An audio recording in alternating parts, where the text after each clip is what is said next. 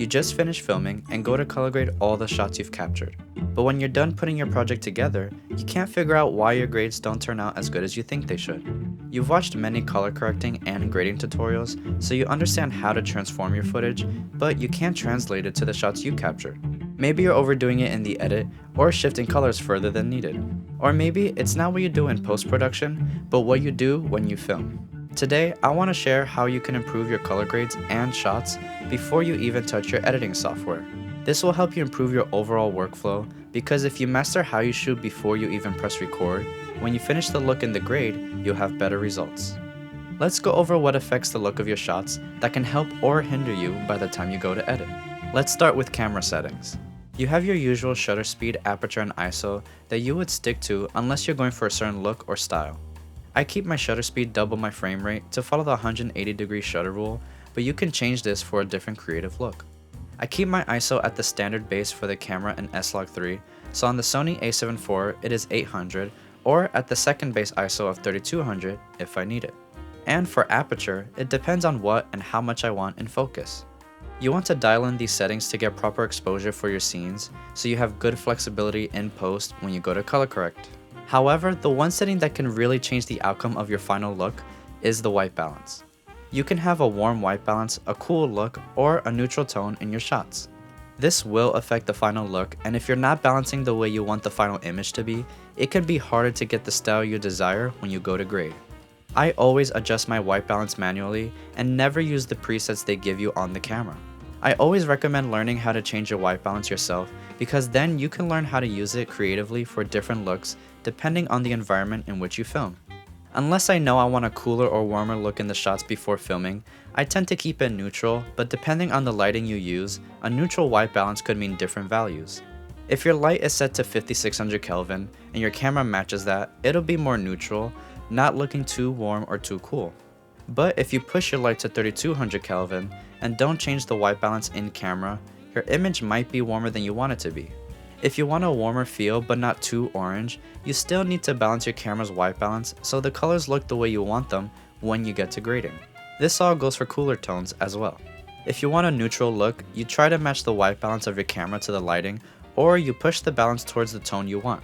This also matters when you mix multiple lights with different Kelvin measurements. Do you want the camera to balance for one light over another, or do you want the balance to be more in the middle? Getting as close to the final look you want when filming will make bringing that look to life much easier than just trying to fix it in post. This will also result in fewer adjustments with better colors. The next aspect to pay attention to is your lighting. This will not only make or break your shots, but especially your grades. If your scene is poorly lit, you will not be saving it when you go to grade. This doesn't just mean not having enough light, but how you shape it and the quality of light used. Deciding between harsh and soft light will change the look and feel, but where you place the light will also affect the look of your scene. You first have to understand what you want your audience to feel in your shots, so you can figure out how to light it.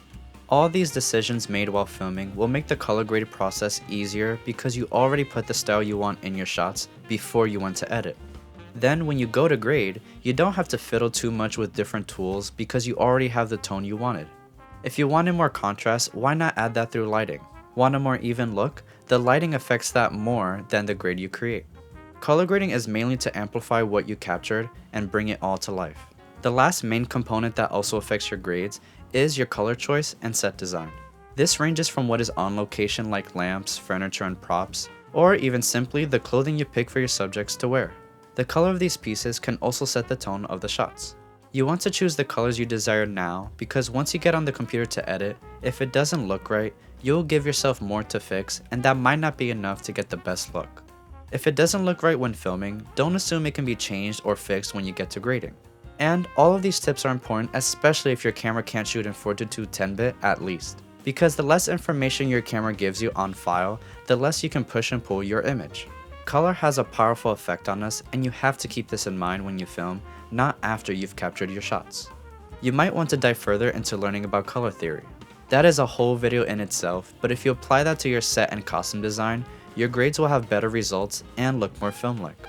If you want the perfect example of great use of color in film, you have to watch La La Land. Using color isn't about throwing in as many colors as possible, but finding a balance that helps you tell the story you want to tell. When you go to color grade, you can dial in the intensity and saturation so it's not overdone in the final image. These characteristics take time to improve and master, but if you continuously practice your cinematography with your color grading, you will gain the skills to tell any story visually you want to share. Now, when you finally go to color correct and color grade, you will have better results because you kept these aspects in mind. You picked the proper white balance for your scene and location, and maybe decided to push it towards a certain look you want in your final grade. You gave your scenes enough light to be flexible with what you can push and pull in the edit, but still gave it a style you envisioned beforehand. And you implemented colors while filming, whether it's through set design, outfits, or even your lighting. When you combine all of these elements into your image, your color grades will have better results because you took the time to be mindful of what's in frame. Don't have the mindset of I'll just fix it in post, but start already happy with how it looks in camera, so when you get to your computer, there's no unwanted surprises. If you're having trouble balancing your skin in the grade, you can check out this video I created to get perfect skin tones every single time. And if you want a breakdown of how I color grade in 3 different workflows, check out this video I've recently shared on this channel. If you enjoyed this video, why not leave a like, comment down below any questions you may have, and subscribe if you're new to the channel. I'll see you in the next one.